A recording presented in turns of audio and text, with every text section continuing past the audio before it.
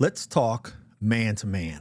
This episode is for that guy who looks strong on the outside, for that husband, for that father who feels pressure building on the inside, for that man who feels like if you slow down, everything is going to fall apart, for that man out there who feels like if they open up, you might lose respect, for that person out there that feels if you fail, you might lose value. I've spent years working with men as a pastor, as a military leader, and as a men's coach, and I can tell you this one thing. Most men aren't breaking because life is hard.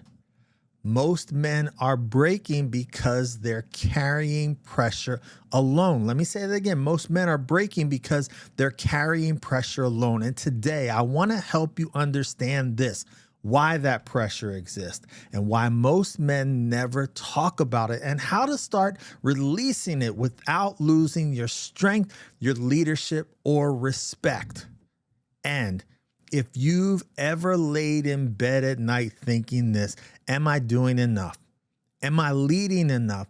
Am I enough? Then stay with me, because this conversation is just for you. By the end of this episode, you're going to walk away with this language for what you've been feeling, a biblical understanding of why it's happening, and real practical ways to start changing it this very week. Not theory, not hype, but real life, real talk. I want you to picture something. It's late. The house is quiet. Everyone is asleep, and you're sitting on the edge of your bed. You're not crying. You're not panicking. You're not falling apart. You're just thinking. You're running the numbers. You're replaying conversations. You're thinking about money. You're thinking about marriage. You're thinking about your children. You're thinking about your future. You're thinking about the mistakes you've made. You're thinking about responsibility. And tomorrow morning, if someone asks you how you're doing, what are you going to tell them? You're probably going to say, I'm good. You're probably going to say, I'm just tired. You're probably going to say, I got it. But inside, there is weight. There is so much weight that is building up and piling on top of you. And most men, just like you, don't break from the pressure. You break from unprocessed pressure. Let me say it again. You don't break from the pressure itself. You break from unprocessed pressure. You are not processing this pressure that you are feeling inside. Here's what psychology and scripture both show us. Men are often trained to carry, to solve, to fix, to provide, to protect, but rarely taught to process, to release, to share, and to recover. And when pressure has nowhere to go, it doesn't disappear. It turns into isolation. It turns into anger. It turns into shutdown. It turns into escape habits. It turns into silent burnout. And if we don't address it, it leaks into everything. It leaks into our marriage. It leaks into fatherhood. It leaks into leadership, into our faith, into our ministry, into our mental health. Men, battle number one is this. What if I'm not actually enough? That's the first battle that we faced. What if I'm not actually enough? Let me ask you something. Have you ever felt like if I stop producing, you might not matter as much? You might not matter anymore. A lot of men live there quietly. They think that if they stop producing at work, at home, in ministry, that they will not matter as much. This is something as men that we live with quietly. There's something called performance-based identity. And what it is this, is your brain learns this. Your win equals you're safe. Your fail equals danger. Not disappointment, but danger. God called Gideon a mighty warrior. He called him a mighty warrior while he was hiding, not after success. Let me say that again. He called Gideon a mighty warrior while he was still in hiding, not after success, but before it. Remember this, man of God. You are a son before you are a performer. You're a son before you are a performer. If this is you, don't try to fix your identity. Start by changing how you respond to your bad days. Separate performance from identity. When something goes wrong, say, I had a bad outcome. I'm not a bad man.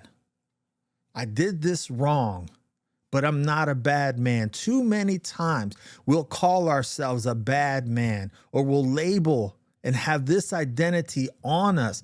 And it's all about, we just simply did not have the outcome that we wanted.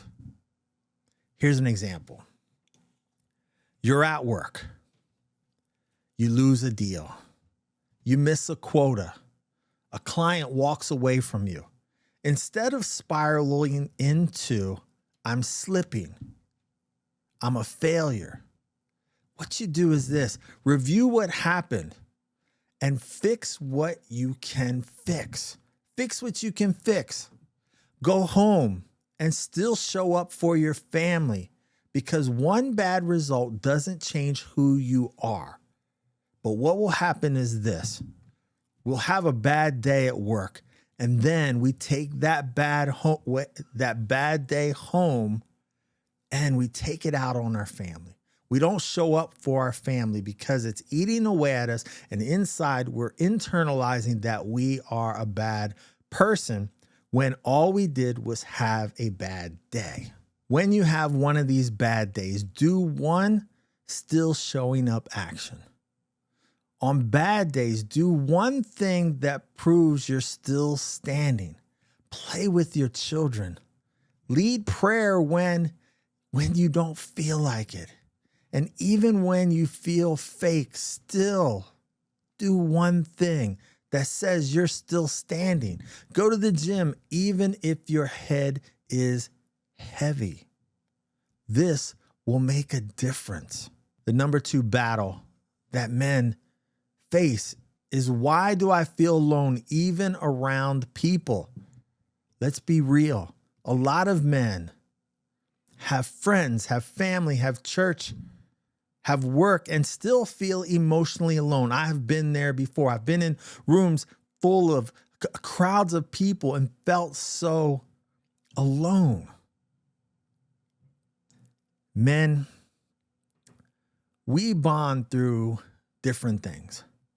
We bond through doing things together. We bond through laughing. We bond through sharing struggles, but not always emotional sharing. Let me say it again. We bond through doing things, laughing together, sharing struggles, but not always through emotional sharing. That's how men are built. Bond with brothers around you by doing things, activities, go golfing, go bowling, go laughing, tell a story, even shared struggles. I remember in the military how we had gone through the most difficult times, and those shared struggles led to stories, led to laughter. That's bonding. That is about being in an emotional place where you can share with one another through those experiences. The Bible tells us this. It's not good for man to be alone. God told us that in the beginning. It's not good for man to be alone. Connection is design. Connection is key. You don't need deep emotional talks with anyone. Let me say it again. You don't need deep emotional talks with anyone. You need consistent connection with one solid guy. You need consistent connection with one solid dude, one person, one man of God that you can turn to, that you can connect with. This is going to make a whole huge difference in your life. And maybe you don't have that one person right now. Well, let me tell you, here's how you can change that. You can upgrade one friendship, and you do it like this. Once a week, you text or you call that person. And you just say, hey, how's life treating you this week? How you doing, brother? Just wanted to check up on you. Just wanted to say hello. That's how you upgrade one friendship. And it's simple. You could do it while you're driving home from work. Instead of just silence and overthinking your situation and what's going on in your life, you can call a friend and talk for a few minutes. I know this works. I've done this plenty of times in my life. That is where I have the best conversation with other people, is while I'm driving. I have nothing else to do. You have nothing else to do. Why sit there in your own sorrow and misery when you can reach out to others? Men, I want you to exhibit more honesty at home. I want you to exhibit more honesty at home. Instead of saying this, because I've been there before, instead of saying, I'm fine, everything's all right, try this instead. Today drained me. I'm trying not to carry it into the house. I'm not fine. Today drained me. I'm trying not to carry it into the house. This is showing your wife that you care, that you're not shutting down, but something's going on with you. The third battle that we face is this, is that, am I running out of time? Most men hit this moment at some point. Am I behind? Where am I in life? In my 30s, 40s, 50s, 60s? Am I behind everyone else? I did this when I came out of the military. I came out of the military thinking I'm ahead because I'm retiring early. Then I got out into life and I was comparing myself with other business owners saying, am I behind? We all do this in some point in our lives. Midlife isn't about crisis. It's about meaning. Let me say that again. Midlife isn't about crisis. It's about meaning.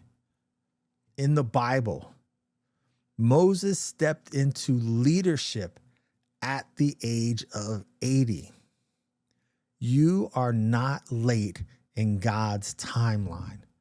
So often we think that we're behind others. Remember, it's about God's timeline in our life, not ours. When you feel behind, don't redesign your whole life. I've been there. Don't redesign your life if you feel like you're behind.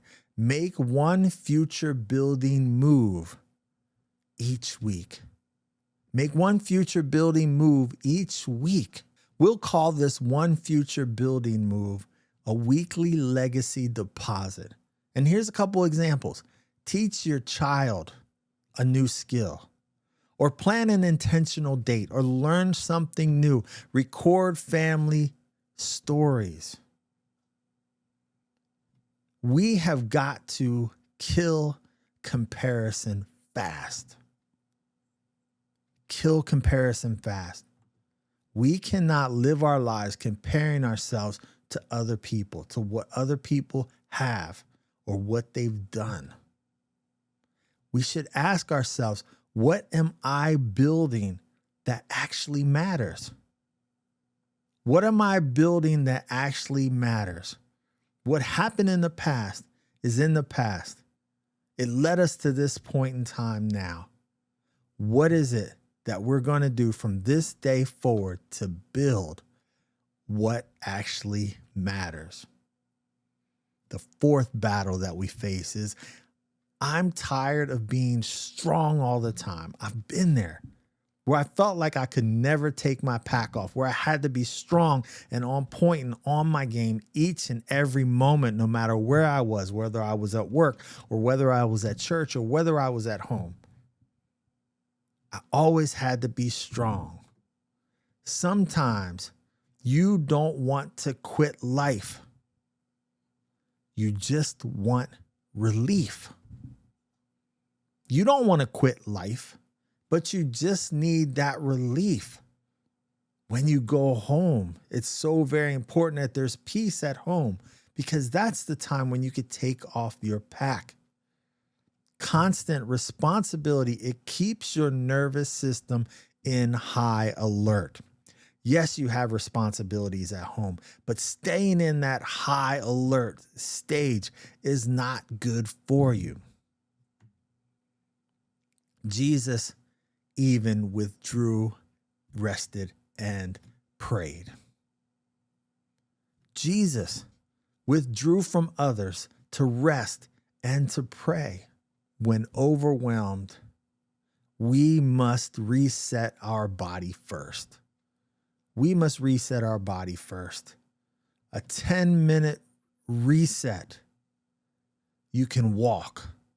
You can do some push-ups. You can do some lifts. You can stretch and breathe. Something to get your body moving is going to enable that reset that you need for that day. Because here's what happens. Argument happens. You feel shut down. Instead of stewing, go walk for 10 minutes. And then come back calmer. Let me say that again. The argument occurs. You feel shut down. Instead of stewing like we always do, go for a walk for just 10 minutes and then come back a calmer person.